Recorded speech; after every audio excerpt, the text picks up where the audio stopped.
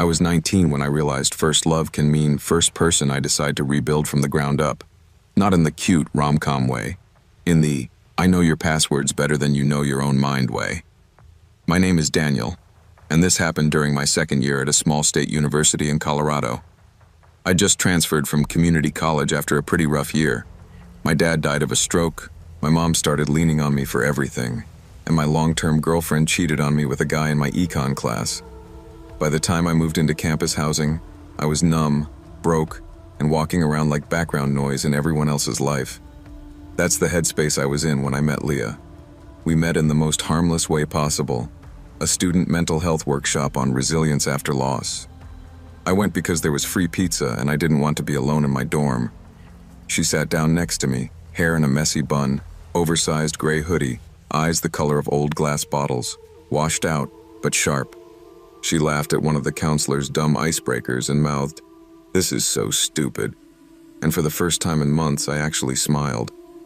When it was our turn to share why we came, I mumbled something about family stuff. She said her therapist made her attend. We traded first names, nothing more, and I thought that would be the end of it. 2 days later, she ran into me outside the library. Same hoodie, same messy bun, same tired eyes. "Hey, resilience guy," she said, like we were already in the middle of a joke. She asked if I wanted coffee, said she hated awkward small talk, and preferred to get directly to the trauma. I laughed because it felt disarming, honest. Over lattes in the campus cafe, we traded curated pieces of our damage. I told her about my dad's sudden death and my ex cheating. She told me about weird family stuff, an overbearing mother, a father who left. Her voice was steady, but she watched me like she was measuring how each word landed. When I said, "I don't really trust anyone anymore," she tilted her head and said softly, "I won't make you regret trusting me." It sounded like a promise. Now it feels more like a threat. The first few weeks were the closest thing to normal I'd had in a long time. She texted me every morning, "Have you eaten?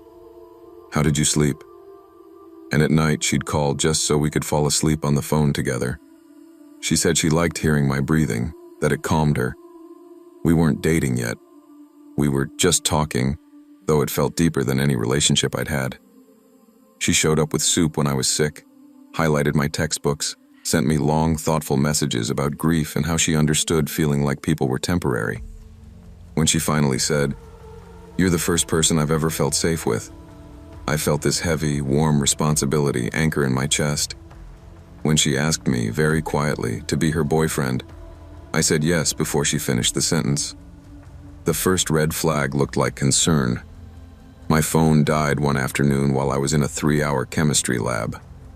When I turned it back on, I had 12 missed calls and 30-something texts from Leah. The first few were sweet. "Hey, you okay? Just checking in." Then they turned frantic, then accusatory. The last one said, "If you're with her, just say it. Don't ghost me like he did." When I called, she answered on the first ring, sobbing, saying she knew I'd left, that men always disappear when someone cares too much. I tried to explain lab rules and dead batteries, but she kept circling back to, "I can't go through that again, and I know you're different, but my body doesn't." I stayed on the phone for an hour, reassuring her until my voice was hoarse. I told myself it was trauma, not manipulation. From there, her care slid into something else. She asked me to share my class schedule so she could plan study dates. Then she wanted my work schedule, so she wouldn't bother me during shifts. Then she started asking for screenshots of my day, a picture when I got to class, when I left, when I sat down to study, when I went to sleep. I joked that it felt like parole. She smiled and said, "I just like knowing you're real." When I didn't respond quickly enough, she'd send, "Are you mad?" followed by, "I knew this would happen." Then, "Tell me what I did." I'd end up apologizing without knowing for what. I told myself it was love, plus anxiety. Later, I understood it was control with a soft voice. Little things started lining up wrong. One night, I told her I was going to the gym. Instead, my roommate convinced me to grab a burger 2 blocks off campus. We sat at a corner booth, laughing about something dumb, when I got a text from Leah. "Freeze looked good." Attached was a photo of the back of my head, my roommate's shoulders, the edge of the ketchup bottle. I whipped around, heart pounding, but didn't see her anywhere. When I called, she answered calmly. "You didn't say you were going out," she said. "You said gym. Why lie?" I stammered something about changing my mind. She replied, "I'm not mad, I just need to feel like I'm not an afterthought." I hung up feeling like I'd done something terrible, even though I hadn't. A few days later, my roommate mentioned waking up at 2 a.m. and seeing a figure standing across the courtyard, facing our building. "Pretty sure it was your girlfriend," he said. "She was just staring up at our windows." I joked that she was dramatic, but my throat felt tight. When I asked Leah about it, expecting denial, she just smiled, that soft practice smile. "I like knowing you're safe enough to sleep," she said. "I like seeing your light go out and come back on." I asked what that meant. She replied, "Last time his light went out and never came back. I didn't get to say goodbye." I assumed she meant metaphorically. I was wrong. The real fracture came the night she told me about before me. We were in my car behind the student center, windows fogged, her fingers tracing circles on my forearm. She said she hadn't told me the whole story about her last boyfriend, Owen. That he'd cheated on her, that he'd made her feel crazy for needing reassurance. She described how he pulled away, slower replies, vague excuses. "I'm just busy," the same phrases my ex had used. She said he told her, "You deserve better," right before he blocked her on everything. 3 days later, she said, he was gone. His friends couldn't find him. His job reported him missing. His car was discovered parked at the edge of a wooded overlook 2 hours away, keys on the seat, doors locked, no sign of a struggle. The police assumed he'd jumped. No body was ever found. I felt sick.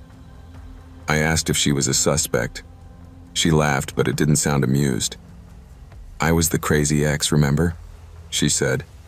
"They thought I scared him off, not off a cliff." Then her voice went flat. I stayed up for months replaying every conversation, every text, trying to see where I failed him. I told her it wasn't her fault, that someone's suicide is never on one person. She watched me closely and whispered, "I know what I did wrong now." I pushed when I should have watched. This time, I'm not going to miss the signs. I asked what she meant. She smiled faintly. "I'll always know if you're slipping away. I'll see it days before you do. That's how I keep you safe from yourself." I changed the subject, but the air in the car felt heavy, like there was a third presence sitting in the back seat, listening. Things went from eerie to unbearable when I started noticing gaps in my own memory. One Saturday, I woke up at Leah's apartment with a headache, my shirt on inside out, and this grainy, unsettled feeling like you get after a weird dream. She said we'd stayed up late watching movies and I crashed. My phone showed no activity after 10 p.m., but my last clear memory was checking the time at 11:45. I brushed it off. Then it happened again 2 weeks later. Same pattern. I'd go over for dinner, have 1 glass of wine max, and then hours would vanish. I started waking up with scratches on my arms and thighs that I couldn't explain. When I asked her, she'd stroke my hair and say, "You really don't remember how rough you like it sometimes?" Her tone was half teasing, half accusing, like I was pretending to forget. I've never liked rough anything. One night, while she was in the shower, I snooped. I'm not proud of it, but by then I was scared. Her bedroom looked obsessively neat. No clutter, everything folded, books lined up by color. In the back of her closet, behind a row of dresses, I found a shoebox labeled therapy stuff. Inside wasn't therapy homework. There were printed emails, screenshots of messages, notes on yellow legal paper, my name underlined, bullet points about my habits, triggers, attachment patterns. Some of it sounded word for word like things I'd said to her, except twisted into case notes. At the bottom was a second folder with someone else's name, Owen. Same structure, schedules, likes, fears, emotional sweet spots, messy paragraphs about titrating abandonment. One line written in red stood out. He only accepted reality when confronted with the possibility of loss made permanent. There was no mention of his suicide, but under the date he disappeared, she had written, "Trial complete." The next day, I told her I needed a break. Not a breakup, just space. We sat on a bench near the quad where people were tossing frisbees and laughing like we were all in the same version of reality. I said I felt overwhelmed, that the constant check-ins and sleepovers were making it hard to think. She went very still. "You're repeating his script," she said quietly. "Do you realize that? Same words, same timing. I thought you were different." I told her I wasn't Owen. She tilted her head and said, "No, you're better. That's why I started earlier this time." I asked what that meant. She smiled without warmth. "I stopped waiting for you to notice what you need. I give you the right memories, the right feelings. You don't have to be destroyed by other people's choices again." Over the next week, my sense of self started to erode. I'd lose time in short bursts now, 15 minutes walking between classes, an hour sitting in the library. I'd come back to myself standing somewhere I didn't remember going. A couple friends asked if I was okay because I kept repeating the same stories in slightly different ways. My roommate said I'd woken him up at 3 a.m. standing in his doorway whispering, "She's already in there." I had no memory of it. I stopped drinking anything Leah handed me. She noticed. "You don't trust me," she said one night, eyes flat. "You're trying to think for yourself again. That didn't go well last time, remember?" I asked her what she meant by last time. She replied, "Some people only survive if someone else holds their choices for them." I finally broke when I checked my email and found drafts I didn't remember writing. Messages to professors withdrawing from classes, half-written apologies to my mom about needing to disconnect for my own good, even a draft to Leah saying I was sorry for leading her on. The language didn't sound like me. It sounded like therapy speak mixed with her favorite phrases. Attached to one draft was an audio file. My voice, flat and mechanical, reading, "I'm grateful you kept me from disappearing the way I almost did before." I have no memory of recording it. I confronted her in public, in the campus courtyard at noon, because I was afraid to be alone with her. She didn't raise her voice. She just said, "You told me you didn't want to cheat again. I believed you. So I'm taking away the people you cheat yourself with. Your past, your impulses, your cowardice." I ended it that day, out loud, with people around. "We're done, Leah. I don't want to see you again." She stared at me with an expression that made my skin crawl, sadness carefully painted over something much colder. "You're not breaking up with me," she said quietly. "You're just shifting phases. I'll give you a few weeks to integrate this story. You'll come back when it feels like your idea." I walked away. I transferred campuses 2 months later. I changed my number, nuked my social media, started therapy with someone who had never heard of her. Things stabilized. My memory started to feel like it actually belonged to me. A year after I left, on the anniversary of the day I'd met her at that workshop, I got an email from a burner account. No subject line, no text body, just one attachment, a recording labeled, "Initial Session, Daniel A." I opened it before I could stop myself. It was Leah's voice, calm and clinical, saying my name, my age, details about my family and grief. Then, presenting problem. Intense fear of abandonment following perceived infidelity in prior relationship. Treatment approach. Restructure narrative to remove self from sites of harm. Goal. Protect subject from future destabilization by editing his reality before he can be hurt again. At the very end, there was a faint rustling and my own voice, sleepy, agreeing to let her help. I've never gone back to that town. But sometimes, When I wake up from a nightmare with pieces missing, I wonder how much of me she still thinks she owns. Love that demands your memories, your time, and your identity in the name of protecting you is not love. Anyone who insists they know what you need better than you do and starts quietly editing your life to prove it isn't saving you, they're erasing you. Real love respects your boundaries, your history, and your ability to choose, even when it hurts. When you grow up with divorced parents who weaponize silence, you learn to treat attention like oxygen. I met Jason when I was 19, shy, working nights at a campus coffee shop, and still flinching whenever a guy's voice rose above a certain volume. He breezed in like he owned the place. Expensive jacket over thrift store jeans, messy hair that obviously took 20 minutes, smile that could probably talk its way out of a crime. He ordered a black coffee and asked my name, then used it in every sentence like a charm. "So, Emma, are you always this serious? Emma, do you ever stop thinking?" Nobody had ever spoken to me like I was the only person in the room. My friends called him a walking red flag. I called him the first boy who ever made me feel like a main character.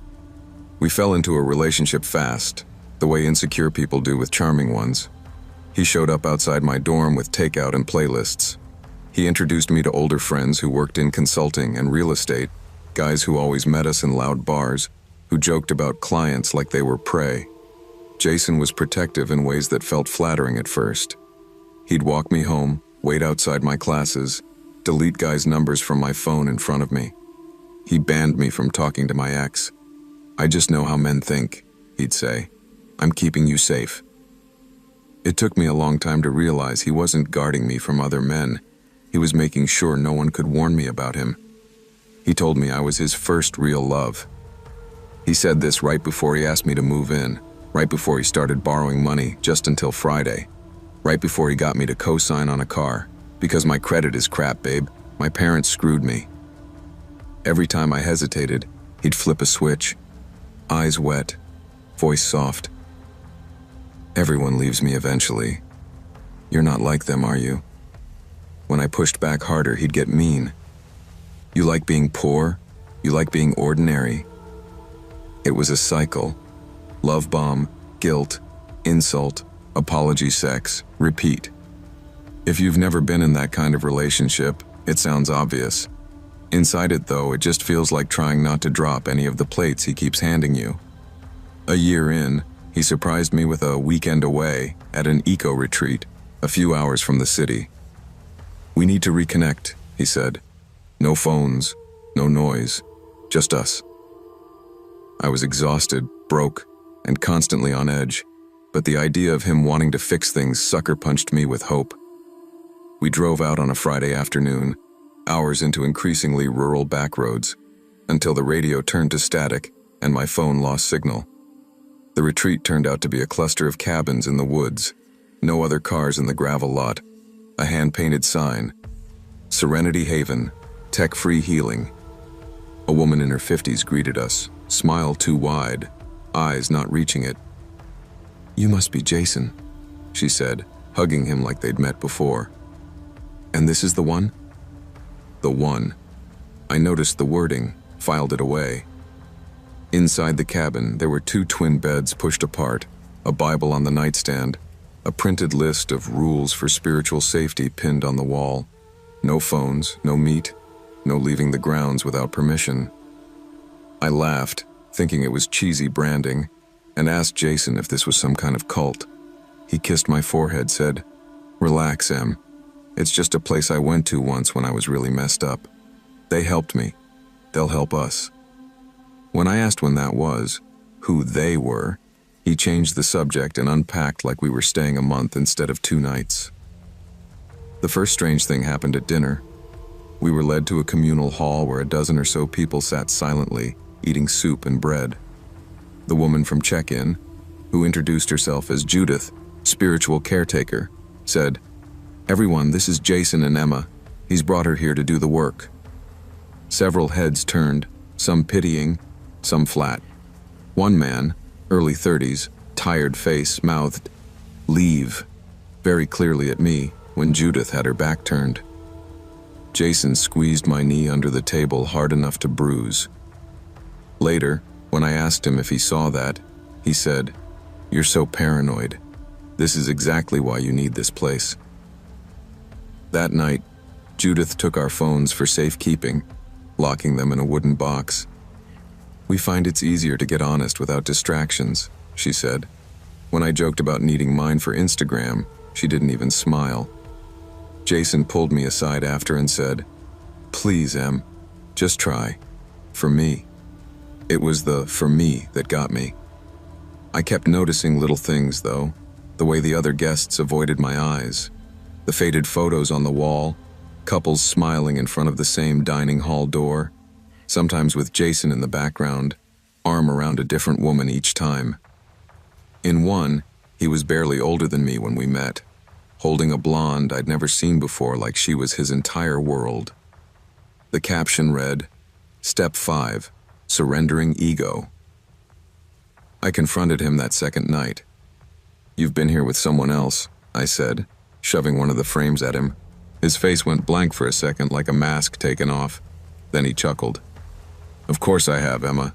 I told you they helped me. You think your boyfriend didn't have a past?"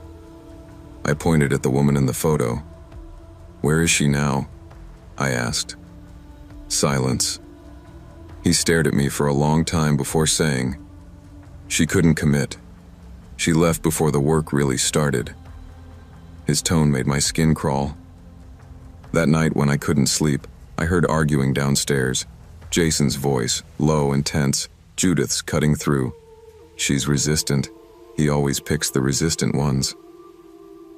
The next morning, we weren't allowed to leave our cabin until Judith knocked and told us it was time for individual sessions.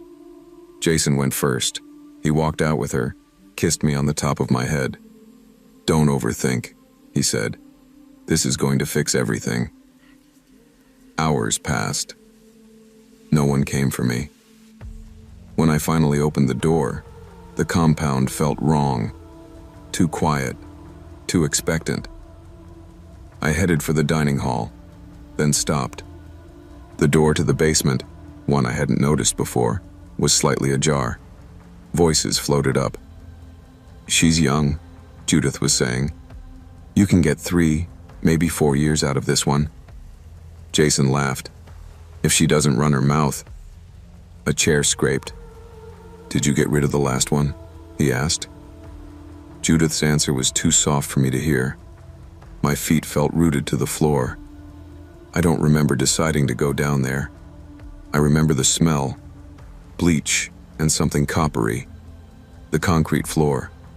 Mattresses lined up against the wall, straps still dangling from their corners.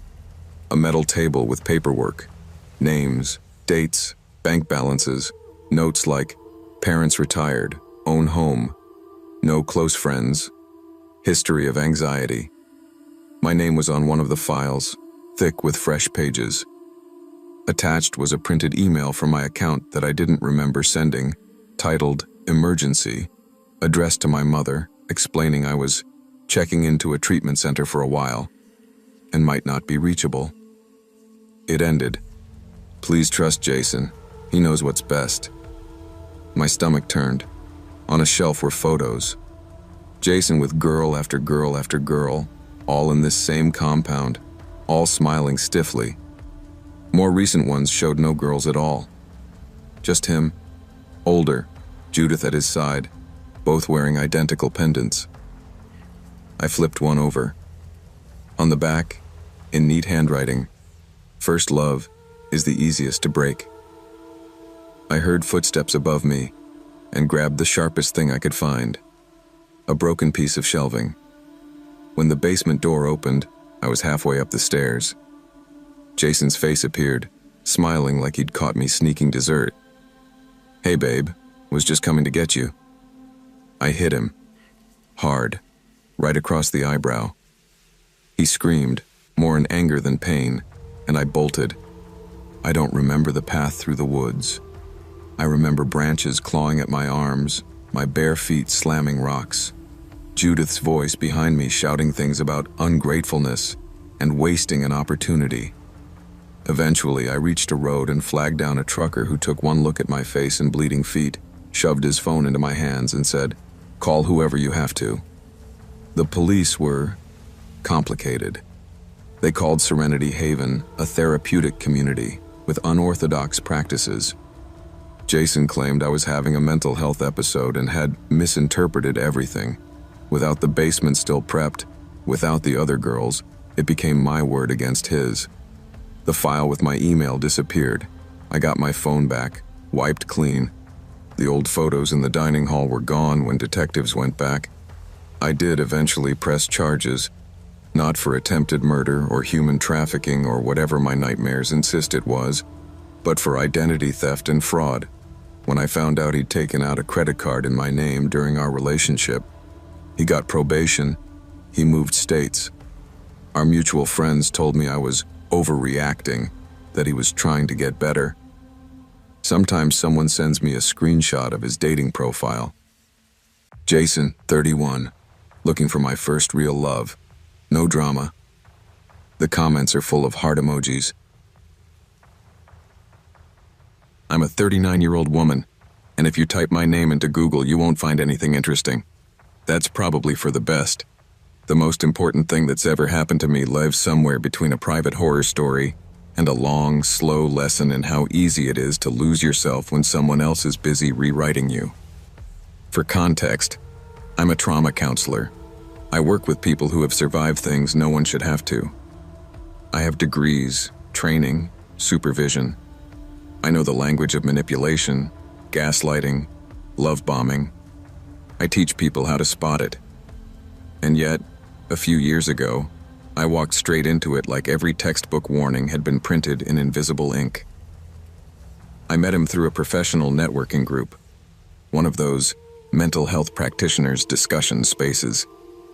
He called himself Leo, said he was a psychiatric nurse working nights in a city hospital. He had that casual, competent energy people in emergency services often do. Dry jokes, a low tolerance for bullshit, a soft spot for underdogs. We started by debating some article about complex PTSD. He argued that most of psychiatry was just pharmaceutical sales with Latin words, and I laughed more than I should have. He was sharp, quick, and didn't defer to me just because I was more academically qualified. It felt refreshing. I'd been divorced for 3 years at that point, and my dating life was a graveyard of men who either wanted a therapist or a mother. Leo seemed like neither. We moved to private messages. His story was simple and tragic in the right proportion. Abusive childhood, self-educated, worked his way up in healthcare. Divorced, no kids, a line of toxic exes who couldn't handle his long hours and messed up brain. He showed me scars on his arms from past self-harm, the evidence of his own demons. It made me soften toward him in a way that bypassed all my usual caution. I told myself I understood this territory. Wounded people understand wounded people. He told me he hadn't felt this seen in years, that I'd decoded him in weeks in ways his ex had never managed in 2 years. When you spend your working life decoding people for a living, it's intoxicating to hear someone frame that as love instead of labor. Our first in-person date felt like I'd stepped into a room with someone I'd known for years. He was tall, smaller in presence than in text, but his attention was like a spotlight. "You do that thing with your hands when you're excited," he said, imitating my gesture mid-sentence. I hadn't even realized I did that. "You over-explain when you're scared I'll misunderstand you," he added almost gently. "I like it. Makes me feel how much you care about words." When someone mirrors you that precisely, it can feel like intimacy. In reality, he was taking inventory. All the small tells of my insecurity, cataloged with clinical precision. He never interrupted me, never checked his phone. I left the bar feeling high, like my nervous system had just been wrapped in warm cotton. The darkness didn't announce itself with screaming or cheating, at least not at first. It seeped in through small, offhand remarks. "You know you talk to me differently than you talk to your friends, right?" he'd say after overhearing a call. "You're softer with me. That's the real you." Or, "I don't think your supervisor really gets you. She wants you to fit into boxes, but you're beyond that." He positioned himself as the only one who truly saw me, and everyone else in my life as slightly lacking, slightly clueless. When I'd have a disagreement with a friend, he'd say, "I could have predicted that. You always pick people who can't handle your intensity." It sounded like insight, but what it really did was erode my trust in my own network, one tiny chip at a time. A few months in, he started talking about a woman named Laura. She was a patient, he said. Later, a former patient. The description was slippery. "She reminds me of you," he'd tell me over dinner. Smart, complicated, a bit too much for most people. The comparison flattered me at first. I asked ordinary clinical questions. "Is it appropriate for you to talk about her like this?" He'd roll his eyes. "You therapists are so bound up in rules. I'm just venting. I don't name her. I'm not violating anything." The more he talked about her, the more I noticed the overlaps. She was afraid of abandonment. She hated loud bars. She couldn't handle people raising their voices. All things I'd told him about myself, now attributed to this invisible woman I'd never meet. I told myself it was transference, that he was using our dynamic to process his work. I was wrong. The cheating was not physical, not that I know of. It was something stranger, and to me, more horrifying. One night, when he thought I was asleep on his couch, he had his laptop open. The sound of my own name made my eyes snap open. He was on some forum for trauma survivors under a pseudonym telling his story. Except it wasn't his. It was mine, spliced with details I'd told him in confidence, adjusted just enough that he could plausibly deny it was about me if confronted. My father's drinking problem shifted to an uncle. My teenage panic attacks moved into his supposed adolescence. He was hoovering up my history, remixing it into narratives where he was the central victim. People flooded him with sympathy. "You're so strong. You deserve love." He responded with lines he'd once said to me. "I'm just trying to find someone who can hold my darkness without dropping it." It didn't stop there. I began to notice phrases I'd coined in therapy sessions show up in his messages to online strangers. I'd call a boundary, a kindness to your future self. Weeks later, I'd see him write to some woman on Twitter, "Set a boundary. It's a kindness to your future self." This was more than borrowing. It was identity theft on a psychological level. He wasn't just cheating on me with other women. He was cheating using parts of me. My metaphors, my analysis, my self-disclosures, all stripped of context and repackaged to make him look profound, supportive, endlessly understanding. He was building a better version of himself out of my insides. The stalking didn't begin at the front door. It started in my mind. "You disappeared for 6 minutes between those 2 texts earlier," he said once. "Who were you talking to?" I laughed it off until I realized he genuinely tracked my typing patterns. "You take longer to reply when you're with that colleague of yours, the blonde one. Your sentences get shorter. It's like you're editing yourself, so I can't tell who you're with. You don't have to do that with me." There was always that twist. Accusation dressed as concern. He'd say, "I worry sometimes that you're not fully honest. Not because you're a liar, but because you're scared. I wish you trusted me like I trust you." I started sharing more, over-explaining my whereabouts, my conversations, my feelings. He'd created the insecurity and then offered himself as the cure.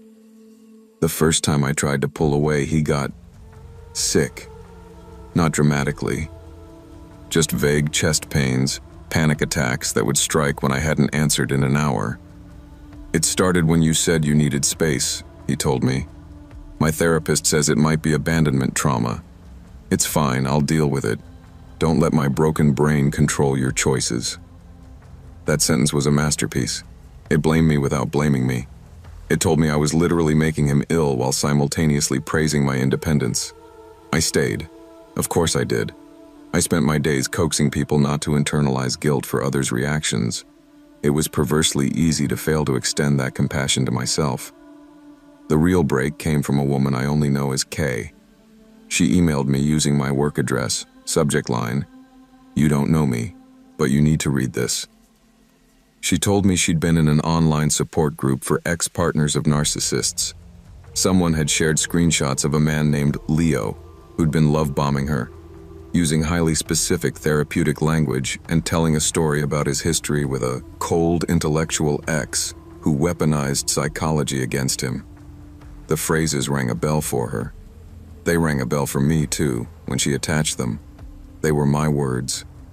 Arguments I'd made to him in private, twisted into accusations about me, shared with another woman as evidence of his perpetual victimhood. He'd cast himself as my wounded patient, me as the cruel clinician who'd pathologized his love, and this new woman as the one who finally understood him. The most unnerving part was that he'd described my bedroom in detail. The color of my sheets, the book on my nightstand, the crack in the ceiling I always stared at when I couldn't sleep. He'd told this other woman that these details came from his shitty ex's place, where he'd cried more nights than he cared to count. He'd taken my most private physical space and turned it into a stage set for his martyrdom.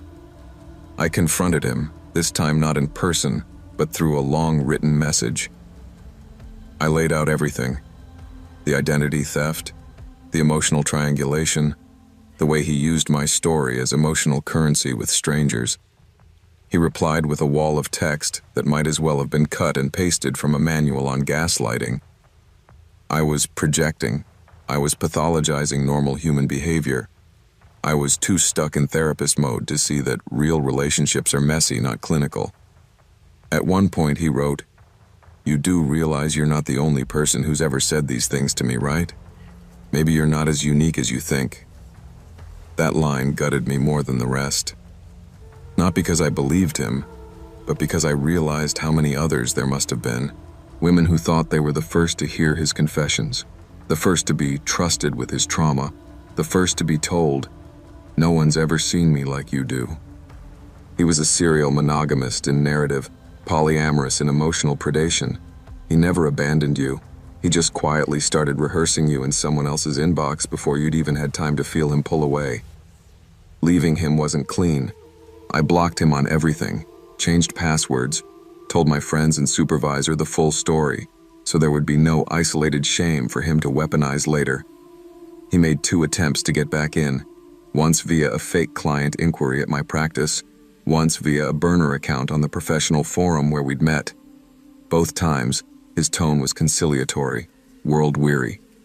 "We're both adults. Can't we have a conversation rather than running away?" Both times, I didn't respond. That silence felt less like empowerment and more like holding a shaking glass of water still. I half expected him to show up at my door, to escalate from digital to physical stalking, but he never did. In a way, that was almost worse. It confirmed what my gut had suspected. I was never his main storyline. I was just one of many scripts he ran in parallel. I used to think my first love story was boring. High school sweethearts, shared playlists, prom pictures, the whole cliché. Now I think of it as the first chapter of a horror story. I didn't know I was in yet. My name is Maya. I'm 26 now, and I still flinch when I hear 3 specific words. I remember that. I met Liam when I was 15, and he was the new kid, transferred mid-semester from some expensive private school because his parents wanted him to have a normal experience. He was quiet but funny, with that careful, attentive way of listening that makes you feel like the only person in the room. Everyone thought he was shy. I thought he was kind. I wasn't completely wrong. We started dating after he walked me home in the rain and gave me his jacket textbook movie moment. He noticed everything about me, in a way that felt flattering when you're a teenage girl who thinks invisibility is the default setting. He remembered my test dates, my coffee order, the exact way I liked my hair braided for soccer games. When we fought, he'd text long, articulate apologies, referencing specific times he'd failed me, promising strategies to do better. It sounded suspiciously like therapy language, but neither of us was in therapy then. My friends called him the perfect boyfriend. My mom adored him. I thought I'd marry him. Instead, I broke up with him the summer before college because I'd been accepted to a school 3 states away, and he hadn't, and I didn't want to drag a high school relationship into adult life. He didn't yell or cry when I ended it. He just went very still and asked, "Is there someone else?" I said no, because there wasn't. He nodded and said, "People don't fall out of love. They just get distracted. I'll wait until you remember." I wrote it off as melodramatic. At graduation, he handed me a photo of us at homecoming with "Don't forget" written on the back. I threw all our pictures away when I moved into my freshman dorm. I blocked him on everything. My friends called it a clean break. I thought that meant the past would stay in the past. 8 years later, I moved to Seattle for a new job and a fresh start after another messy breakup. My ex there hadn't been a stalker. He'd just been a liar, cheating, gaslighting, the works. I left that relationship vowing never to ignore my gut again. I found a tiny studio apartment over a laundromat, noisy but cheap. The first weekend after I moved in, I was hauling boxes up the stairs when I heard it. The low, off-key hum of a song I used to fall asleep to. Liam's song, a stupid indie track he put on every mix he made for me. I froze on the landing, box digging into my ribs, listening. The sound drifted up from the alley, then stopped. When I finally looked, nobody was there. Just overflowing dumpsters and a stray cat. I told myself some neighbor just had the same bad taste in music. Weird things started small. A sticky note on my door that said, "You always hated stairs," in handwriting that felt familiar in a way I couldn't place. A coffee cup left on my car hood with my exact oat milk, 1 pump vanilla order written on the side, even though I hadn't told anyone at work my preferences yet. A playlist suggestion popping up on my Spotify titled "For Running in the Rain," containing songs I hadn't listened to since I was 17. I laughed it off, told friends about my mildly creepy universe glitch. They said it sounded like an algorithm thing, targeted ads, digital coincidence. I wanted to believe them. Then came the photo. It was in my mailbox on a Tuesday. No envelope, just a glossy print of me at 16, sitting cross-legged on my bedroom floor in pajamas, hair a mess, studying for finals. I remember that night vividly, because my mom had been yelling at my dad downstairs, and I'd locked myself in my room with headphones. I never posted that photo anywhere. The angle was slightly above eye level, like it was taken from my open door. On the back, in blue ink, someone had written, "I always loved how you looked when you thought no one was watching." I called my mom, hands shaking, and asked if she still had any old photos of me. She said no. I'd thrown the shoebox away before college, remember? I went to the police the first time after I woke up at 3 a.m. to the sound of my shower running. I live alone. I sleep with my bedroom door closed and locked out of habit. I thought maybe a pipe burst, but when I got up, the bathroom light was on, door half open, steam curling into the hall. The shower handle was turned all the way to hot. On the mirror, written in the fog, were the words, "Still jumpy." By the time the officers arrived, the letters had mostly faded. They asked if I had roommates, an ex with a key, any enemies. I said no to all 3. They'd heard of weird neighbor pranks, they said. Probably a one-off. They told me to install better locks and maybe a camera. I did both. The camera caught him 3 nights later. Sort of. At 2:17 a.m., my phone buzzed with a motion alert. I opened the app to see a tall figure standing at my front door, head tilted like he was listening. He didn't knock. He didn't try the handle. He just stood there for exactly 3 minutes and 33 seconds, then leaned close to the lens. The video glitched, a smear of static, and when the feed returned, the porch was empty. No face, no clear image, just the faint muffled sound of that old song humming through the speakers. I took screenshots, sent them to the non-emergency police line.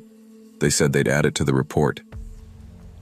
A week later, during a late shift at my new job, a coworker named Jenna glanced at my laptop background, a generic stock photo, and joked, "You should use that cute picture of you at the pier." I frowned. I didn't have any pier photos on my work computer. She turned her phone toward me. On her Instagram Explore tab was a suggested post. A grainy shot of me from behind, standing at the end of a wooden pier over a lake I recognized from my hometown. Caption: "Some people never really leave." The account was private, username still remembering. 0 posts visible, 0 followers, 0 following. I went to the bathroom and threw up. The next day I got a friend request from that same account on a long abandoned Facebook profile I hadn't used in years. Most of my old messages were gone. I'd deleted them before college, but some had been archived. Ones I apparently didn't know existed. Threads between me and Liam where he talked about how to keep someone from breaking themselves, about building better attachments, about making sure they always know you're watching out for them. Some messages were written from my account that I swear to God I never wrote. I like how you remember for me. Promise you'll always see me when I can't see myself. Dates and timestamps lined up with nights I remembered crying about my parents' fights, about feeling invisible. I would have given anything then for someone to say, "I see you." I just hadn't realized how literally he meant it. I hired a locksmith, changed my locks again, added a chain, covered the peephole. The locksmith, an older woman who'd clearly seen some things, asked if everything was okay. I almost said bad breakup, but instead I said, "I think someone from my past found me." She nodded slowly and said, "They usually do when they think you're theirs." For the next month, nothing happened. No notes, no humming, no photos. I started to relax. I told myself I'd been paranoid, that it was probably a cluster of coincidences amplified by my anxiety. I started going out with coworkers after shifts, laughing again, flirting with a bartender who gave me free fries. I posted a picture of my drink on a private Instagram story, visible only to close friends. An hour later, my phone buzzed with a text from an unknown number. "You never liked gin." I hadn't posted what I was drinking, just the glass in my hand. He knew anyway. I froze on the bar stool, heart hammering. I typed back, "Who is this?" The reply came immediately. "Someone who's always paid attention." I didn't respond. He sent another. "You told me you wanted someone who remembered the little things, Maya. You taught me what love is. I'm just giving it back." I blocked the number, walked home with my keys between my fingers, and slept with my shoes on, ready to run. The next morning, every single framed photo in my apartment, me with friends, me with my mom, landscapes I'd taken on trips, was turned face down. Not smashed, not stolen, just flipped. On my fridge, my grocery list was edited in neat, unfamiliar handwriting. Next to milk and eggs, someone had added, "Stop pretending you're alone." I checked the door camera footage. The timeline jumped from 1:02 a.m. to 3:47 a.m. with no warning. Corrupted file. The company said it sometimes happens. The tech on the phone sounded bored. I started sleeping at a friend's place on and off. She believed me, but even belief doesn't stop reality from fraying. The last straw came on a random Thursday. I was at work, mid-shift, when my mom FaceTimed me 3 times in a row. She never does that. When I picked up, she was pale and shaking. "Why would you send me that?" she asked. I had no idea what she meant. She turned her phone camera around to show her laptop screen. An email from my account sat open. Subject line, "I'm safe. Stop worrying." The body of the message said, "You'll probably freak out when I disappear again, so I wanted to reassure you first. I'm with someone who actually sees me. Don't call the police this time."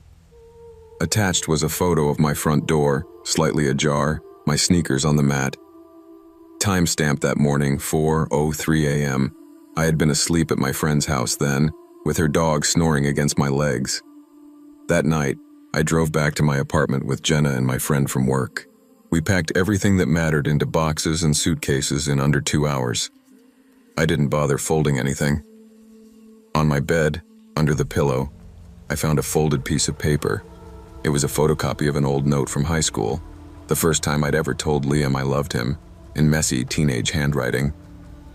Across the bottom, in fresh ink, he'd written, "First love is just the version of you that's honest. Everyone else is an edit. I'm only here for the original." I left the paper there and walked out. I moved cities again. New job, new number, total digital cleanup. I hired a professional to audit my online presence, remove old mentions, tighten privacy on everything. I told my mom not to open any emails that looked like they were from me, unless we'd talked first. Therapy became a weekly thing, not just a panicked drop-in. Sometimes I think it's over. Sometimes, like last week, I'll get a random friend suggestion on a platform I barely use. A profile with no picture, no posts, just a first name that feels too familiar, watching from a distance. No messages, no likes, nothing overt. Just proof that he still knows where I am.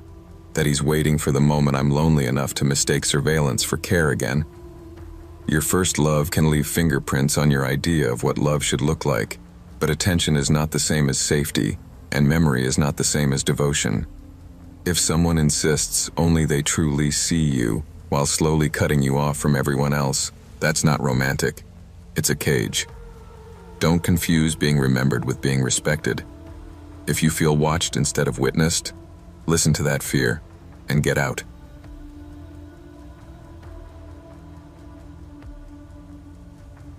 We lived 3 houses down from each other for 15 years, and that's how I convinced myself I knew him. Mark was the older boy on our street when I was a kid, the one who mowed lawns in summer, shoveled snow in winter, and played basketball with younger kids when no one else could be bothered. To my 12-year-old self, he looked like a movie star. Tall, easy smile, always with an old Walkman hanging from his belt. He once bandaged my knee when I fell off my bike, told me, "You're tougher than you look, Mia." And I replayed that sentence in my head for weeks. When you grow up in a house where your parents mainly talk to each other in sighs and slam doors, any adult who looks you in the eye and says your name becomes a kind of god. By the time I was 17, he was 25, still living at home to save money after a bad business venture. My mom loved him. "Such a nice young man," she'd say whenever he offered to help carry groceries. My dad talked football with him in the driveway. No one thought it was weird when we started hanging out more. "He's just watching out for you," they said, relieved someone else was taking an interest. He gave me rides to school, waited outside my evening shifts at the bookstore, brought me hot chocolate during exams. When I got my heart broken by a boy in my year, Mark sat with me on his porch steps and said, "They don't appreciate you yet. You're special, Mia. You need someone who sees that." Looking back, the boundary lines were there, smudged but visible. The way he'd get angry if I didn't answer his texts immediately. The way he'd subtly insult any male friend my age. "He looks like a little punk. He's just trying to sleep with you, you know that, right?" The way he'd show up outside my school without telling me, leaning against his car, girls in my class whispering, "Is that your boyfriend?" I'd correct them, laugh, say, "He's just a friend." Inside, though, I loved the way they looked at me, like I had something they didn't. That was what he was feeding, not my heart, my ego. On my 18th birthday, my parents threw me a small party in our backyard. Mark came over with a cake from the fancy bakery downtown and a little velvet box. Inside was a silver necklace with a tiny moon charm. "For my favorite girl," he said, in front of everyone. My mom clapped. My dad took a photo. No one flinched at "my" in that sentence. Later, when everyone had gone and I was cleaning up, he helped stack chairs. "You look beautiful tonight," he said, standing a little too close. I laughed it off. "I look like a kid," I said. He shook his head. "You're not a kid anymore. That's the problem." My skin prickled. I told myself I was imagining it. A few months later, I got into a university 2 hours away. I cried when the acceptance email came, from relief more than joy. Mark was the first person I told. He hugged me, picked me up, spun me around. "This is huge," he said. That night he texted, "We need to celebrate properly. Just us, no parents." I agreed because that's what I did. He suggested a weekend away before school started. "There's this cabin my uncle owns by the lake," he said. "Super quiet. We can fish, talk. You can clear your head before the big move." My parents, unbelievably, thought this was adorable. "It's so nice he still wants to hang out with you," my mom said. My dad clapped him on the back. "Watch out for my girl," he joked. Nobody considered that maybe he already was. Just in the wrong way. We drove up on a Friday afternoon. The lake was small, ringed with trees, more swamp than postcard. The cabin was old but clean. 2 small bedrooms, 1 bathroom that smelled faintly of mildew. No cell service. "It's only 2 days," I told myself when a knot formed in my gut. Mark was chatty on the drive, asking about my class schedule, whether I'd met any boys on the orientation group chat, if there were co-ed dorms. When I said yes, he went quiet for a moment, then smirked. "Well, I guess you'll be busy." The joke landed wrong. I changed the subject. That first night, we sat on the porch, beer bottles sweating on the railing, listening to crickets and the occasional splash from the lake. At some point, he asked, "Do you remember when you were 13 and you ran away down the block? You only made it to the park." I laughed. "Yeah, you found me." He nodded. "Your dad called me in a panic. We looked everywhere on the street. I knew you'd go to the park. You always go there when you're upset." I smiled, warmed by the idea that he'd known me so well, even then. "You've always been my favorite," he added, voice low. "Since you were a kid. I always said, I'm waiting for that one to grow up." The words slid into my stomach like ice. I told myself again that I was overreacting. Later, when I went to bed, I noticed my duffel bag felt lighter. My phone, which I'd left plugged in, was gone. So was my car key. I told myself I'd misplaced them. I told myself a lot of things before finally going to his room. He was sitting on the edge of the bed, fully dressed, as if he'd been waiting. My phone lay on the nightstand beside him. My key dangled from his finger. "Looking for these?" he asked, smiling in a way that didn't reach his eyes. My whole body went cold. "Why do you have those?" I asked, trying to keep my voice steady. He patted the bed beside him. "Sit. We need to talk." I didn't sit. He sighed. "You're making this harder than it has to be, Mia." He stood slowly, pocketed the key. "You're leaving," he said. "You're going to go to some stupid university, meet some idiot boy, and forget about me. After everything I've done for you. After all these years." His voice rose. "Do you have any idea how long I've waited? Do you think I spent my 20s babysitting you because I'm just a nice guy?" My mind raced. The front door. The car. No phone. No key. No signal. We were miles from the main road. He stepped closer, dropped his tone. "I know you better than anyone. I've watched you since you were a kid. I know when you're lying, so don't lie to me now." Something in me snapped then. Not courage, just clarity. "Give me my stuff," I said, heart pounding. "You're scaring me." He blinked as if offended. "Scaring you?" He laughed once, sharp. "You don't get it. Out there, you're just another girl. Here, you're mine."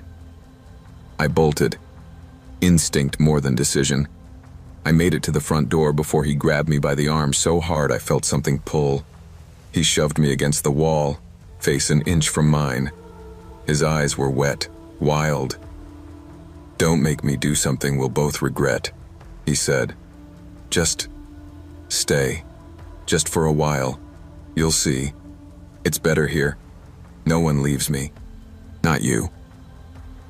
I did something stupid then. I started talking to him like he was one of the kids at the bookstore who had tantrums.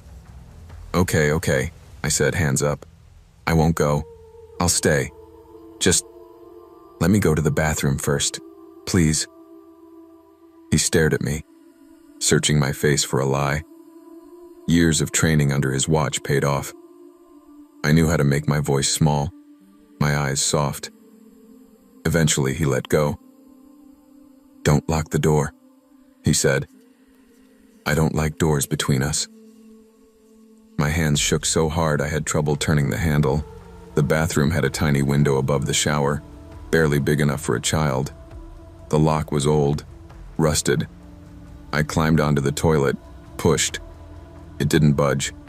Outside, he paced the hallway, muttering. I could hear him talking to himself. "She doesn't know what she's doing. She's just scared. You're doing this for her. She needs you." I recognized the tone. I'd used it on myself every time he crossed a line for the last 6 years. I pushed again. The window groaned, then snapped open. I squeezed through, scraping my hips and shoulders, dropped onto damp grass, and ran. I don't remember much about the woods, just branches tearing my skin and the sound of him yelling my name, first angry, then pleading, then furious again. "Mia, you're overreacting. Come back." He kept saying "we," like there was still a we. I hit the roadside barefoot, flagged down a passing car, and threw myself in front of it so they had to stop.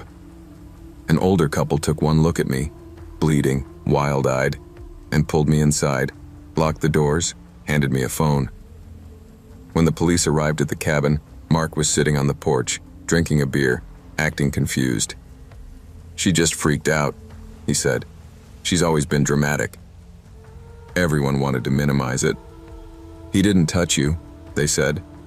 "He was just emotional." My parents were torn between horror and defensiveness.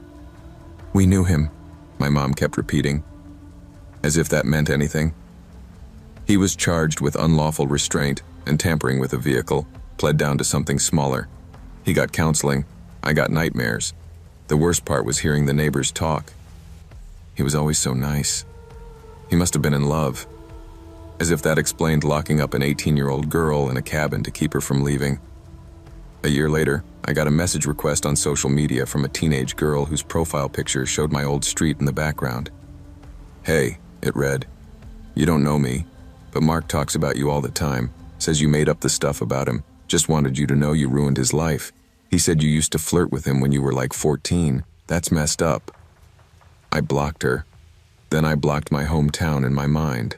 I moved. I changed my hair. I learned what red flags actually look like up close.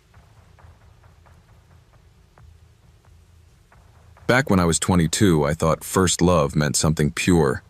I was working nights at a warehouse, saving money to move out of my parents' place, while most of my friends were already in relationships, moving in together, getting engaged. I felt behind. So when I matched with Hannah on a dating app, I ignored all the little warning signs because I was starving for connection. Her profile said things like, "Done with boys, ready for a real man," and "If you're not obsessed with me, we won't work." I thought it was just sassy confidence. She messaged first, told me I had kind eyes, and within a week she was calling me babe and saying stuff like, "I don't know why, I just feel safe with you. I've never had that before." It hit every lonely spot in me I didn't know how to admit I had. Our first date was at a quiet bar near my work. She was even prettier in person. Big brown eyes, oversized hoodie, messy bun. She ordered a drink, leaned in close, and said, "Tell me something you've never told anyone." I laughed it off at first, but she stayed locked in, waiting. I ended up telling her about my dad's drinking when I was a kid, how I'd started working early just to have an excuse to be out of the house. She took my hand across the table and whispered, "You deserved so much better than that. I'll never hurt you like that." Nobody had ever said something like that to me so directly. By the end of the night, she'd asked if she could come to my place to keep talking. I said yes, because of course I did. We didn't sleep together that night, but she did fall asleep with her head on my chest like we'd been together for years. Within 2 weeks, she was basically living at my place. She moved a toothbrush in, then a drawer of clothes, then half my wardrobe became ours. It felt fast, but she framed it as fate. When you know, you know. I'm not going to pretend I don't love you, she said one night while we ate instant noodles on my couch. Love? After 2 weeks? I laughed nervously and she frowned, then went quiet. Later she said, "You didn't say it back. Are you not serious about me?" I panicked and told her I just wasn't good with emotions. She smiled, kissed me, and murmured, "It's okay. I'll teach you how to love." I told myself it was intense because we were meant to be.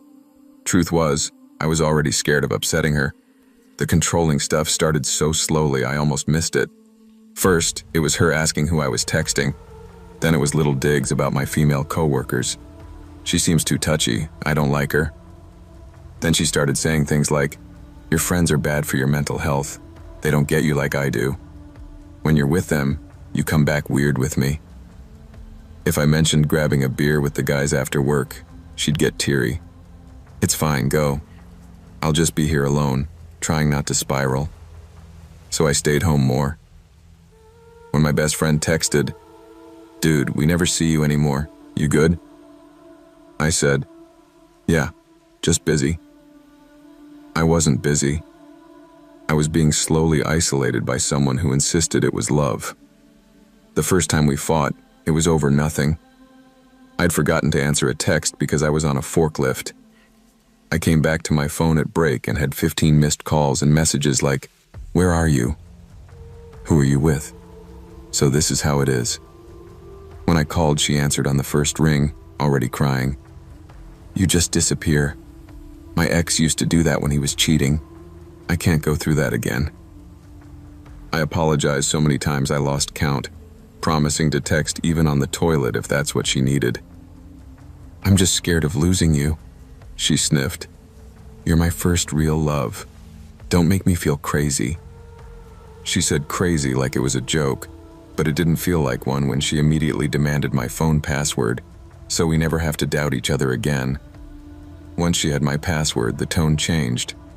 She'd casually wave my phone at me and say, "You forgot to tell me Mark messaged you." As if that was normal. If a coworker commented on a social media post, she'd scroll through their pictures and say things like, "So you like girls who post bikini pics, huh?" And then pick a fight. Sex started to feel like a transaction. If I reassured her enough, if I told her she was the only woman I found attractive, if I let her mold me into something she thought she could trust, then I'd be rewarded with affection. If not, she'd withdraw and accuse me of emotionally abandoning her. I started saying and doing things I didn't mean, just to keep the peace. The manipulation got darker when she started talking about her past. At first it was to build intimacy. She'd say, "Every guy I've been with cheated or hit me. You're my last chance. If this doesn't work, I'm done." That's a terrifying thing to hear when you're 22 and already feel responsible for everyone's feelings. Sometimes she'd offhandedly mention knowing where her exes worked, or how she'd only lost it because they pushed her too far. When I asked what lost it meant, she shrugged. Nothing illegal, just made sure they remembered me. It was meant as a joke, but there was a flatness in her eyes when she said it that stuck with me. The cheating was what finally ripped the blinders off.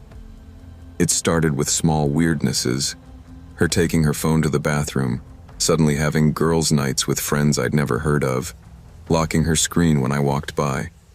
Every time I asked, she'd flip it around on me. "Wow, so you don't trust me? After everything I've told you?" Or she'd start an argument so big and emotional that the original question got lost. One night, at around midnight, she said she needed to clear her head and went for a walk. I watched her from the window. She didn't walk anywhere. A car pulled up. She got in without looking back. She came home at 3 a.m., smelling like men's cologne and smoke, climbed into bed and whispered, "You're the only safe place I have." I didn't sleep a second. A sane person would have walked out then. I confronted her instead. I asked directly who picked her up. She looked me dead in the eye and said, "You're paranoid. I jog at night. Can I not have one thing that's just for me?" When I told her I'd seen the car, her whole expression changed. Gone was the soft victim, and in its place something cold and calculating. "So, You're spying on me now? She snapped. I should have known you were just like the rest. You made me open up and now you want to control me? I remember standing there actually doubting my own eyes because she said it with such conviction. Then my phone buzzed. It was a text from an unknown number. Tell your girl to stop giving out my car as an Uber. I'm not her driver. Attached was a photo of Hannah leaning through the car window, kissing some guy. I showed her the message. She didn't apologize. She didn't even flinch. Instead, she laughed, this quiet, humorless laugh, and said, "So? We weren't official anyway." We'd been living together for 4 months. She'd been calling me her boyfriend to everyone, posting photos of us with captions like, "My forever." When I said that, she rolled her eyes. Online labels don't mean anything. You're so literal. It's boring. I needed attention. You weren't giving it to me. The truth was, I had no idea what I was supposed to give that would have ever been enough. I felt this bizarre mix of heartbreak and relief. I wasn't crazy. Something really was wrong here, and it wasn't me. Leaving wasn't dramatic. It was painfully small and pathetic. I waited until she left for a study group and packed what I could into 2 trash bags. I left my own TV, my own gaming console, a couch I'd bought secondhand, because I just wanted out. My hands were shaking so hard I could barely lock the door. I texted her one sentence. "I'm done. Don't contact me again." She didn't reply for a day. Then the flood started. "You're abandoning me. You promised you were different. Don't make me show everyone what you're really like." Then the threats escalated.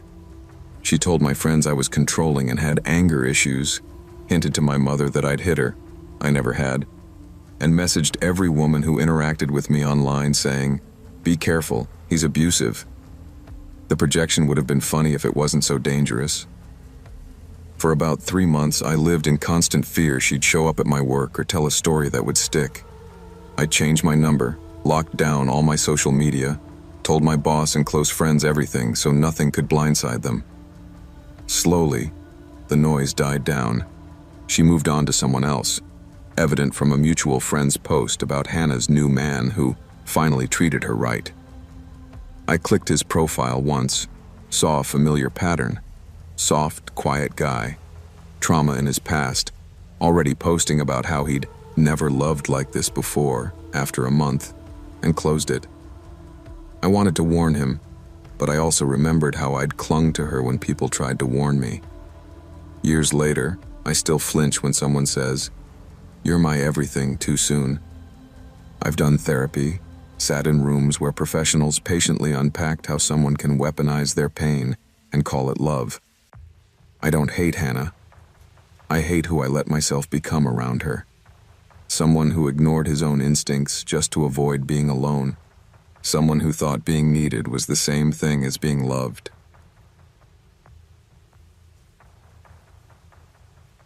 I used to think horror meant jump scares and haunted houses. Then I met Daniel and learned that the scariest things don't rattle chains or move furniture. They text you at 3 a.m., memorize your schedule, and tell you you're meant for each other after a single date. The first time I saw him was in a campus cafe, sitting alone with a notebook and a black coffee, too pale for someone his age. He watched people like he was studying them, but when our eyes met, he smiled, and it was surprisingly warm. Later that week, he approached me outside the library and said, "I've seen you here a few times. You're always reading the same kind of books as me. Thought I'd finally say hi." It was flattering. Most guys I'd met at uni tried to impress me. He made it sound like he already knew me. Our first conversation lasted 2 hours. He asked weirdly specific questions. Do you dream in color? Are you afraid of dying? Have you ever felt like you've lived this life before? I thought he was just a pretentious philosophy major, but I was bored and he listened like every word I said mattered. He told me he studied psychology and parapsychology online, that he'd always been sensitive. When I asked what that meant, he leaned in and whispered, "I see things sometimes, patterns, people's auras. You have a lot of pain around you, but you're very strong. It's like you're lit up." I wanted to roll my eyes, but it cut too close to the truth of some trauma I hadn't really dealt with. For the first time, someone framed that pain as interesting, almost noble. It felt good in a way that made me uneasy. He asked me out before we parted ways. "Just coffee. I'd like to hear more about you," he said, phrasing it like I'd be doing him a favor by letting him listen. It felt safer than the usual, "let me impress you" routine. On our first official date, he was almost old-fashioned. Opened doors, pulled out my chair, remembered tiny details I'd mentioned days before. In between, he said eerie things with complete sincerity. When I joked about my clumsiness, he said, "It's because your energy is too big for your body. Spirits like that. You attract weird things, you know." Then he added softly, "That's why I noticed you." If someone else had said that, I would have laughed. From him, it felt like a diagnosis. At the end of the night, on a quiet street, he cupped my face and said, "I feel like I've known you forever." I pulled back a bit and said, "We literally just met." He smiled, almost sadly. "Some people take years to feel what I feel right now. I guess I'm just cursed with clarity." It should have been a red flag. Instead, I felt special, chosen in some strange spiritual way. When I told him I wasn't ready for anything physical yet, he immediately said, "Of course not. I'd never rush you. That's what they did to you before, isn't it?" I hadn't told him about my previous relationship. My chest tightened. "How did you know that?" He shrugged. "I noticed things. I dream too." I told myself he was just a good guesser. The obsession began quietly. A good morning text at 7 a.m. every day. A good night at midnight. Little check-ins between lectures. At first it was sweet. Then the tone shifted. If I didn't reply within 10 minutes, I'd get, "You disappeared. Are you okay?" At 15 minutes, "Did I say something wrong?" At 30, "Please don't abandon me. I just need to know where you are." The day I left my phone in my bag during a 3-hour lab, I came out to 23 missed calls and an inbox full of messages ranging from pleading to accusing. "Why are you doing this? I thought you were different. I can't believe I opened up to you and you vanish." It felt less like concern, more like someone frantically shaking a cage. When I told him this was too much, he switched gears so fast it was dizzying. "I'm sorry," he said in a small voice. "I've lost a lot. My brain goes to dark places. When you don't answer, I see you dead on the road." He looked genuinely distressed, voice trembling. Then he added, "I know it's not fair to put that on you. I feel you so strongly. Like we're connected. Do you ever get that?" It was hard to argue with someone describing their anxiety while their hands shook on their coffee cup. I softened. "I get anxious too, but you have to respect my space," I said. He nodded like a chastened child. "I'll try. Just, if you can't reply, tell me you can't. Silent hours are like hell to me. It got darker when he started mentioning signs.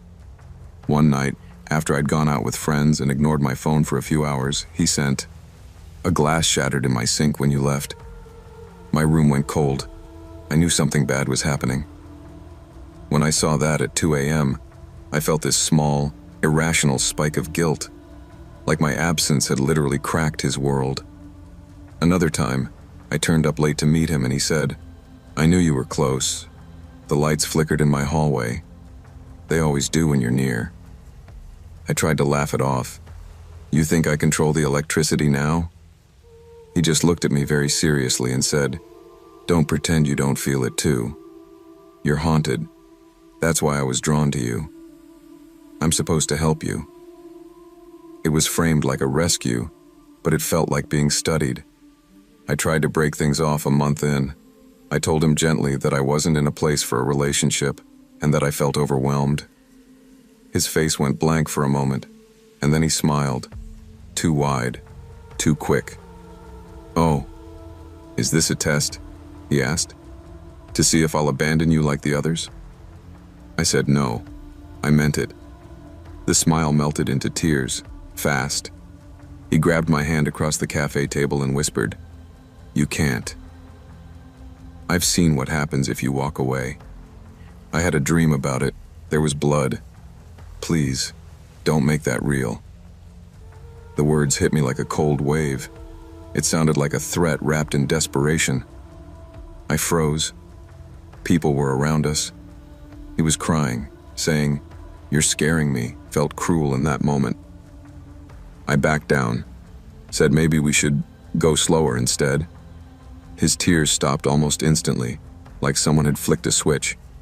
As the semester went on, my world quietly shrank.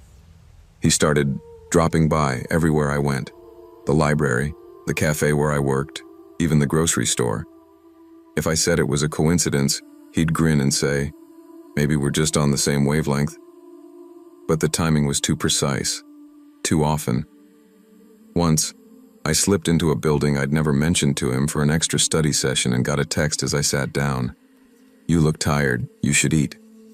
I looked out the window and saw him across the courtyard, staring up at the same floor I was on. He didn't wave. He just turned and walked away. The paranormal angle was how he normalized his stalking. If I called out how often he appeared, he'd say, "When you think about someone this much, you just end up in the same places. The universe pulls us together."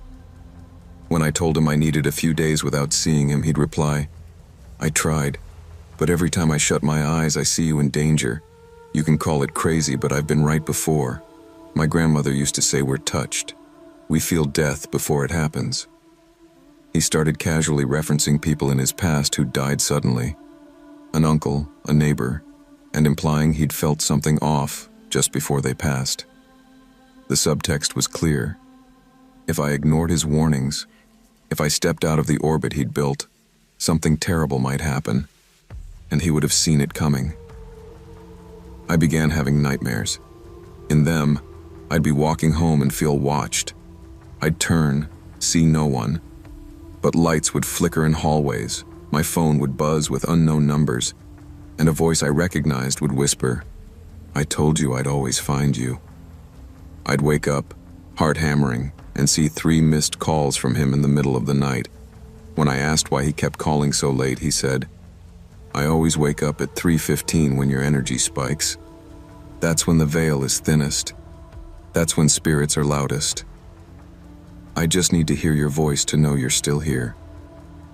It was such a perfect fusion of superstition and emotional blackmail that I started keeping my phone on silent in another room, just to pretend he wasn't constantly reaching across whatever veil he believed in. The breaking point came on a rainy Tuesday. I'd intentionally gone to a campus cafe on the opposite side of the university where I'd never seen him. I sat facing the door out of habit. 20 minutes in, he walked through it. Our eyes met. He smiled, small and tired, like he'd just finished a long search. He walked over without ordering anything, sat down opposite me, and said quietly, "You've been avoiding me." I could feel people around us, the clink of cups, the hum of conversation. It all felt far away. "Yes," I said finally. "I have. I don't feel safe around you anymore." His eyebrow twitched. He folded his hands, too calm. "Safe? From what? I've never laid a finger on you." His voice was soft, reasonable. That scared me more than if he'd yelled. I told him about the constant texts, the coincidental appearances, the way he used dreams and signs to justify never giving me space. I told him I needed him to stop contacting me completely. He watched my face like he was tracking micro-expressions for a study. Then he leaned back and said, "You're making a mistake." I said, "Maybe, but it's my mistake to make." His eyes went flat. No hurt, no tears, just this distant calculation. "You're not like them," he said. "You're not allowed to abandon me. I know what you are. I've seen it." I stood up, hands shaking, and said, "This conversation is over. He didn't try to grab me. He just said, in a voice barely above a whisper, "You'll see me again. When something breaks." That's when I always show up. I went straight to campus security that day. I showed them the hundreds of messages, the call logs, explained how he always seemed to know where I was. The officer glanced through my phone and said, "Most of this isn't explicitly threatening, but the pattern is concerning. We can make a note, and if he shows up where he shouldn't, call us immediately." It didn't feel like much, but saying it out loud shifted something in me. This wasn't some tragic, romantic obsession. It was stalking. It was someone using my empathy and my curiosity about weird things to pull me into a nightmare dressed up as destiny. I blocked his number, his social media, told my coworkers and roommates what was going on. For a while, it was quiet. Then the emails started from throwaway accounts. "You can't block the bond we have. I dreamed of you again. There was snow and sirens. You don't understand what you're running from." They weren't constant, but they were precise. Always after a big exam, or after a bad day I'd posted about vaguely online. It felt like he was watching the edges of my life, only slipping in when I was weakest. I reported each email. The IT department helped block them as they appeared. Eventually they stopped. About a year later, a girl in one of my seminars mentioned a weird guy who'd freaked her out. She said he'd talked as if he'd known her forever, asked about her dreams, and told her he felt death around her. My blood ran cold. I asked his name. When she said Daniel, my mouth went dry. I told her everything. Every sign I'd ignored, every excuse I'd made for him, every time he'd used ghosts and fate and energy to make me feel like he belonged in every corner of my life. She stared at me, eyes wide, then took out her phone and deleted his number in front of me. We walked to security together that afternoon. I still don't know if Daniel believes the things he says, or if he just found a convincing mythology to wrap around his need for control. That's what makes him so frightening, even in memory. There's no exorcism for people who turn your own fears and fascinations against you. There's only distance, documentation, boundaries so firm they feel cruel, and the willingness to look at someone crying in front of you and still say, "No, I don't owe you access to me." Not all deep connections are real. Some are carefully constructed traps. Anyone who uses fear, of death, of loneliness, of being special, to excuse violating your boundaries isn't spiritual or sensitive. They're dangerous. Protect your space, trust patterns more than words, and remember that you never have to stay just because someone tells you the universe wants you to. I met Claire in my last year of college, when my life was basically group projects, cheap beer, and the constant dread of unpaid internships. She was the kind of girl guys wrote bad poetry about. Green eyes, messy dark hair, boots in every season, and a way of listening to you like you were confessing something sacred. We started as partners in a media ethics class and slid into dating so naturally, I didn't even notice where studying together ended and staying over began. She knew I grew up poor, knew I was terrified of becoming my father, bored, broke, and stuck. She'd touch the back of my neck and say, "You and me, we're going to get out of here. We're going to see everything." I believed her because I needed to. Your first real love feels like the opposite of a scam. You never suspect it might be the biggest con of your life. 3 years later, after graduation and a slog of low-pay office jobs, we were still together, still in the same cramped city, but barely talking. We fought about everything: money, my hours, her freelance work that never had any details, the way she'd turn her phone screen away when texts came in. Any other guy with self-respect would have walked away, but Claire knew exactly which buttons to press to keep me. On the worst nights, when I threatened to leave, she'd start shaking and whisper, "Don't you dare abandon me like he did," referring to her deadbeat father. Sometimes, she'd cry until she threw up, then clean herself up and climb into my lap like nothing had happened. She turned her trauma into a leash and I wore it proudly, convinced I was saving her. One night, after a week of particularly bad arguments, she came home buzzing with excitement, waving her laptop. "Look," she said, shoving it toward me. It was a listing for a villa in rural Italy. Tuscany, of course. Stone walls, pool, cypress trees, the stuff of Pinterest boards. "A client of mine canceled last minute," she said. "I can get it for almost nothing. 10 days, just us. We need this, babe. We're rotting here." I laughed in her face at first. We were 2 months behind on rent. My credit cards were maxed, but she was relentless, insisting it was fate, that a connection she had at a small rental agency owed her a favor. "Just the plane tickets," she said. "I'll handle everything else. Trust me once without fighting me." That last line hit a bruise she knew well. I caved. We flew into Florence, rented a tiny car, and started driving. It was supposed to be a 90-minute trip. It turned into 4 hours of wrong turns, empty villages, and roads that narrowed into barely more than dirt tracks. No GPS, no signal, just Claire holding a printed map that looked like it had been photocopied 100 times. "It's charming," she kept saying as we passed shuttered houses and leaning barns. "It's authentic." Her knee bounced constantly, though, and she smoked through half a pack at every stop. I told myself she was just anxious from flying. I told myself a lot of things.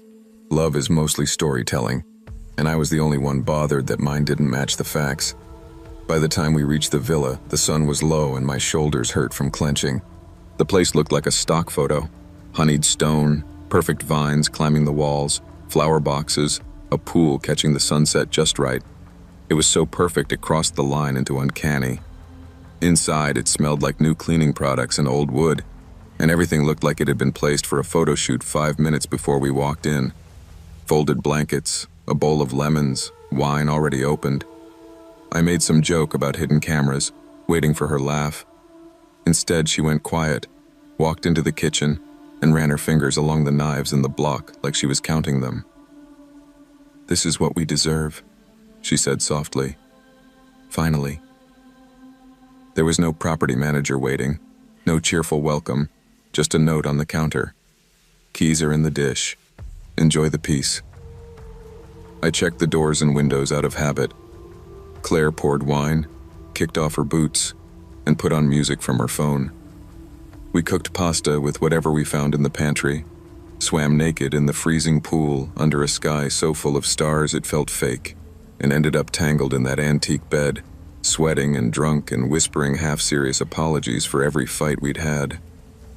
Around 2 or 3 in the morning, I passed out. The last thing I remember is her tracing circles on my chest and saying, "Promise you'll never leave me unless I tell you to." I mumbled yes. It felt like nothing at the time. You never think the promises that damn you sound like that. I woke up alone. At first, I assumed she was on the terrace taking photos. Then the seconds stretched. Her side of the bed was cold, the bathroom empty, her camera untouched on the dresser. I called her name until my throat hurt. I checked every room, every closet, even laughed once at myself opening the wardrobe like I expected her to jump out. The villa felt wrong in the daylight. Too still, too staged, like a rental someone forgot to actually live in. My phone was dead. When I plugged it in, nothing happened. No power. The router lights were off. The cords cut clean. The landline had no dial tone. The car wouldn't start. At some point, I stopped saying her name and started saying, "Okay, okay, okay," to the empty rooms, like the word could keep something worse from happening. I found the basement by accident, a door hidden near the pantry that I'd assumed was a closet. The smell hit me first when I opened it. Not rot exactly, but something metallic and sour that made my tongue feel coated. There was a bare bulb at the bottom of the stairs, swinging slightly in a draft. The concrete floor was stained in large, irregular patches, some dark and old, some still faintly tacky. In the corner, there were zip ties, some cut, some still looped. On a crate sat a stack of passports in a rubber band, and 2 Polaroids of couples by the same pool upstairs, smiling like we had the night before. My stomach dropped so fast I thought I'd pass out. I whispered, "Claire?" Even though I knew by then that if she had been taken, I wouldn't find her here.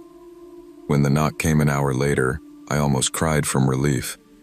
3 men, 2 in plain work clothes, 1 in a cheap blazer. The one in the blazer spoke English well, said his name was Marco, and that they were very sorry for the inconvenience. Behind him, in a van, I saw Claire, tied, tape over her mouth, eyes wide and shining. I stepped forward. One of the men raised a gun, just enough to make the point. "We are going to make a video call," Marco said. "You will speak very calmly to your parents. You will ask for money, and then everyone goes home. If you don't..." He let the rest hang there. I nodded, shaking. Love becomes a weapon very quickly when someone else puts their hands on it. They sat me at the kitchen table, phone propped up, Claire visible behind them, crying and muffled. The call connected. My mom's face appeared, blurry and confused. "Honey, why are you calling from a strange number?" I did what they told me. I said we'd gotten into trouble, that we owed the wrong people a lot of money. I said they had to send it within 24 hours or we'd be hurt. My father shouted in the background, asking where we were, telling me to involve the police. Marco pressed the gun gently against my thigh, smiling, his eyes on mine like we were having a friendly chat. "Please don't call the cops," I said, voice cracking, and I felt something in me snap at how easily I betrayed my own safety. We waited. Hours turned into a day. They kept us in separate rooms, me upstairs, Claire somewhere below. Whenever I screamed for her, someone banged on the door or turned the music up. They were calm, professional, annoyingly polite. They brought me water, let me use the bathroom with the door open, joked in low voices. "First love," one of them said once in the doorway. "Always the easiest." I didn't understand what he meant until the second night, when Marco came in with his sleeves rolled up and sat across from me like a therapist. "You know she helped us, right?" he asked. "Claire, she found you. You have good parents, good credit. She is very practical." At first I thought it was another mind game. Then he slid a folder across the table. My bank statements, email printouts, photos of us from years back, clearly taken from the street. A transcript of a conversation I'd had with Claire months before about how much my parents had saved for retirement. "She did not lie to you," he said. "She just left things out." The next time they let me see her, for a few minutes in the hallway, I searched her face for denial, for outrage, for anything. She just stared at me, jaw clenched, eyes flat. "I told you I'd get us out," she whispered when they pulled her away. "You just didn't ask at what cost." My parents paid enough to satisfy them. On the 4th day, they drove us both to a rest stop outside Florence and let us go with a final warning about the police and long memories. They walked away with our cash and my first real relationship gutted in front of me. On the flight home, Claire tried to reach for my hand twice. I moved my arm each time without looking at her. When she finally spoke, it was quiet. "You were always going to leave me. I just made sure I got something out of it." I didn't answer. There was nothing left to say. We broke up, eventually, quietly, without drama. How do you scream at someone for selling you out when you still flinch at loud noises and wake up smelling concrete and metal? I changed my number, moved cities, started therapy. Sometimes, though, I still get emails from burner accounts. Photos of new couples at villas, smiling by pools, sometimes with a brunette at the edge of the frame, hair pulled back, eyes on the camera. I don't open them anymore. I don't have to. I know the story they're telling.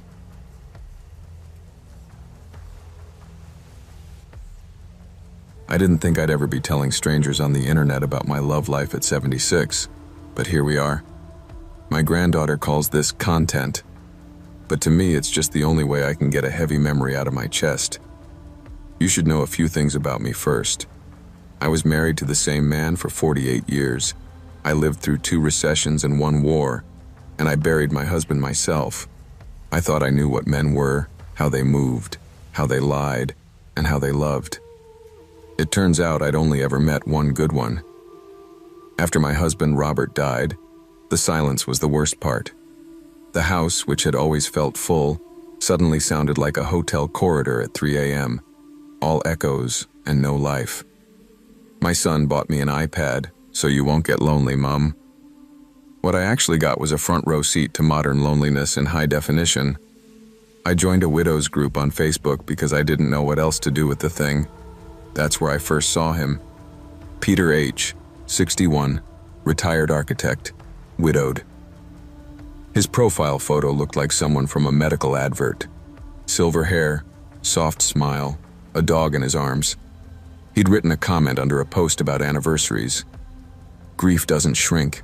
We only grow around it. Sending love to all of you. It was simple, sincere, and it hit something in me like a tuning fork. I checked his profile, mutual groups, a few pictures of him cooking, photos of hiking trails, an old Volvo, the dog again. Nothing flashy, nothing obviously fake. I told myself I was too old to be foolish and sent him a friend request anyway.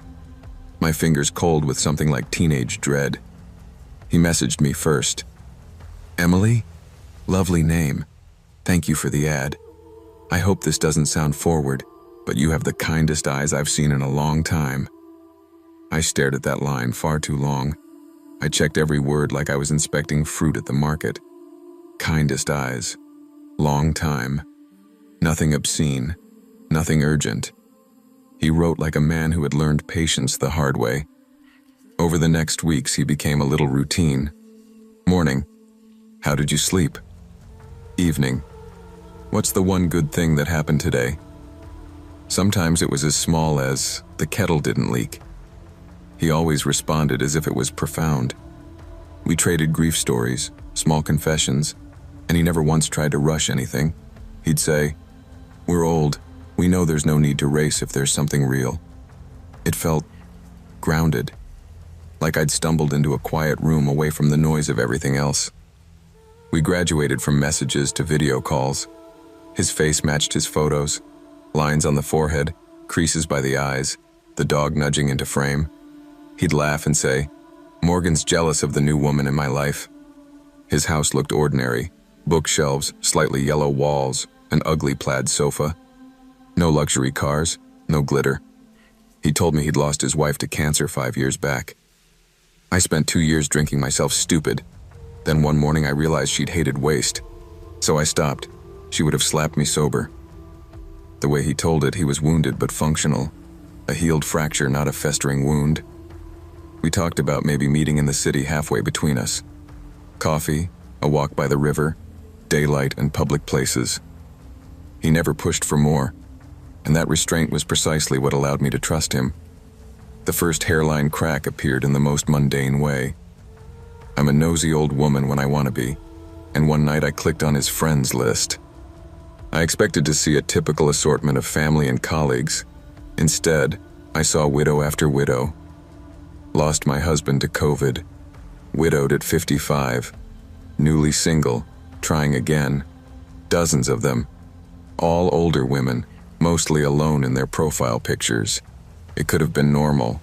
People cluster with their own, but it felt curated, like I was looking at a garden he'd planted very carefully. I told myself I was catastrophizing, that the internet makes us all paranoid. Still, the next night I asked him, as casually as I could, "You seem to know a lot of women like me, Peter. All of us with ghosts." He paused, just a fraction too long, then typed, "I suppose damaged people seek each other out. We understand each other, don't we?"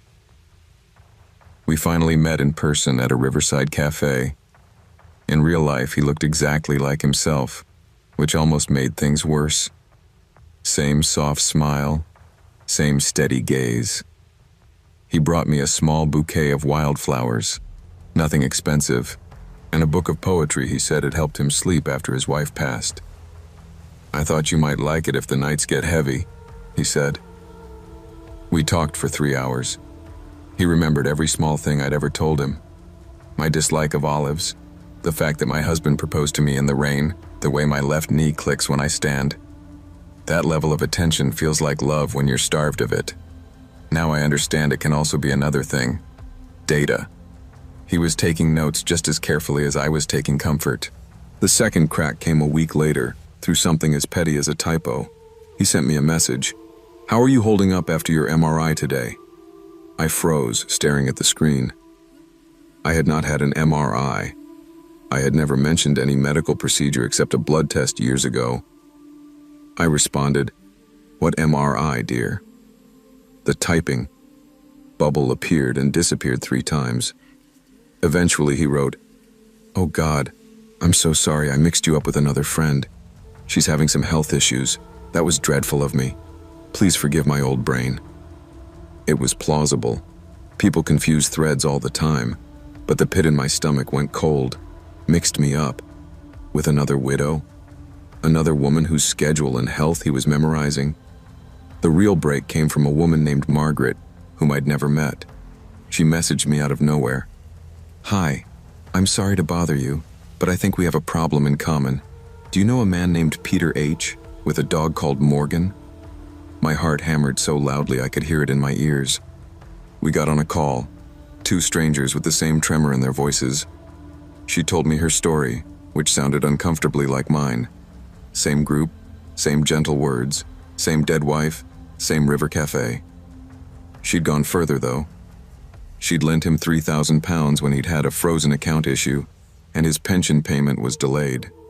He'd wept on video, ashamed, begged her not to tell anyone, said he'd pay her back the moment things cleared. She hadn't seen a penny. When she'd started asking questions, he'd turned cold, accused her of suffocating him, of sabotaging his attempt to heal. Then he'd vanished, blocked her, disappeared, until she randomly saw him comment under a widow's post again, using the same script she'd once fallen for, and she recognized my profile in his likes. We compared timelines and screenshots. It turned out he was not just talking to 2 women. There were at least 5 overlapping conversations, all of us isolated, all of us hungry for exactly the tenderness he'd perfected. He'd built each of us a slightly different narrative. In one story, he was a retired architect. In another, a former civil engineer. In one, a son estranged. In another, a daughter in rehab. Enough variety that no one detail could be easily cross-referenced, but all revolving around the same core. Widower, quiet, looking to heal, understands grief. It was a character he'd rehearsed so many times he could improvise within it flawlessly. That was the part that made my skin crawl. This wasn't clumsy con artistry. This was practice. He was studying us the way a butcher studies cuts of meat. When I confronted him, I did it on a video call. I wanted to see his eyes when he lied. "Peter," I said, "how many widows do you talk to like this?" He blinked, once, and went into the performance I now recognize as his default, wounded confusion. "Emily, what's all this? I thought you trusted me." I told him about Margaret, about the overlapping lines, the reused phrases. There was a split second where the mask simply fell. His face went flat, like someone had flipped a switch.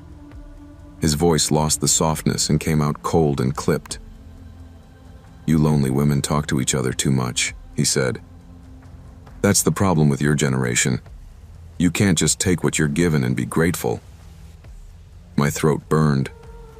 "You practiced on us," I said. "You rehearsed your grief until it sounded like ours." He smiled then, a small, sharp thing I'd never seen from him. "You practiced too. You practiced being desirable again. Don't pretend you weren't enjoying the role." The most frightening part wasn't the cruelty. It was his detachment. He wasn't angry, not really. He was mildly irritated, like someone whose experiment had yielded a messy result. I never forced any of you to send money, he said, almost bored. I just gave you what you wanted. A story where you weren't invisible. You paid for the privilege. That's fair trade in my book. I told him I was going to report him, warn every group, send his face around like a wanted poster. He shrugged. By next month, I'll be Thomas, widowed in a car accident. Different dog, different town. You'll forget me long before I forget you.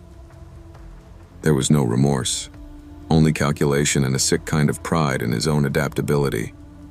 I hung up, shaking, and sat alone in my kitchen, the hum of the fridge suddenly deafening. We did report him. We sent screenshots to admins, flagged his accounts, spread the word in groups we were in. He vanished for a while. 6 months later, a new profile joined one of the private forums. Tom, 62, recently widowed, trying to figure out this new world. Different surname, different city, same eyes, same pattern. I recognized his writing instantly. Grief doesn't get smaller. We grow around it. I typed a reply and then backspaced it. I messaged the woman who'd posted under his comment instead and warned her privately. I don't know if it stopped anything. Men like him don't retire. They just refine. They get better at finding the gaps in our boundaries, the spots where shame and loneliness make us malleable. And those gaps are everywhere when you're older, female, and grieving.